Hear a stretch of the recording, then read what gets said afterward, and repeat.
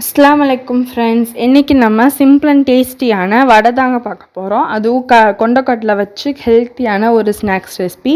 அந்த வடை எப்படி செய்யுதுன்னு வாங்க பார்த்துடலாம்.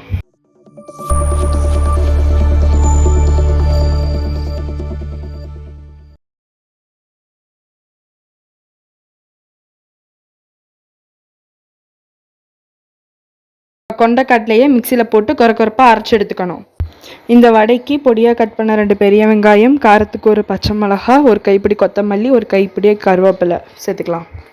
அரைக்க வேண்டிய மசாலா: கட் பண்ண 1 இன்ச் இஞ்சி, சின்னதாக 10 பல் பூண்டு, 1 ஸ்பூன் சோம்பு, ஒரு 2 பட்டை, 2 காஞ்ச மிளகாய். இது எல்லாத்தையும் மிக்சியில் போட்டு கொரப்பாக அரைச்சி எடுத்துக்கலாம். இப்போ பாருங்கள், கொண்டக்கடலை மசாலா எல்லாத்தையும் நம்ம அரைச்சி எடுத்துட்டோம். நம்ம அரைச்சி எடுத்த மசாலா கூட நம்ம எடுத்து வச்சுருந்த வெங்காயம், பச்சை மிளகா, கொத்தமல்லி, கருவேப்பிலை எல்லாத்தையும் சேர்த்துக்கோங்க.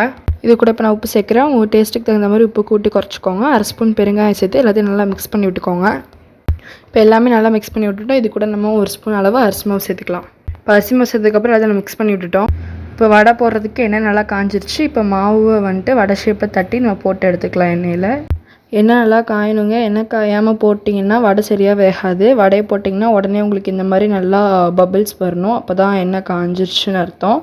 வடை போட்டோடனே திருப்பி விடக்கூடாது. 2 மினிட்ஸ் ஒரு சைடு குக் ஆனதுக்கப்புறமா தான் திருப்பி விடணும். இப்போ ஒரு சைடு கோல்டன் ப்ரௌன் கலர் வந்துருச்சு. நான் திருப்பி விட்டு இன்னொரு சைடு வேக வச்சுக்கிறேன். இப்போ வடை 2 சைடும் நல்லா கோல்டன் ப்ரௌன் கலரில் வெந்துருச்சு. இப்போ இதை நம்ம எண்ணெயிலேருந்து எடுத்துடலாம். இப்போ எடுத்து வச்சுருக்கிற எல்லா மாவையும் இதே மாதிரி வடை ஷேப்பில் தட்டி போட்டு சுட்டு எடுத்துக்கலாம்.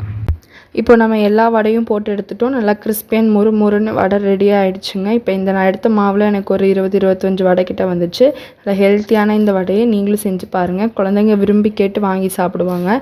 இந்த ரெசிபி நீங்கள் செஞ்சு பார்த்துட்டு எப்படி இருந்துச்சுன்னு கமெண்ட்டில் சொல்லுங்கள். இந்த வீடியோ உங்களுக்கு பிடிச்சிருந்தால் லைக் பண்ணுங்கள், ஷேர் பண்ணுங்கள், சப்ஸ்கிரைப் பண்ணுங்கள். தேங்க்ஸ் ஃபார் வாட்சிங். அஸ்ஸலாமு அலைக்கும் வரஹ்மத்துல்லாஹி வபரகாத்துஹு.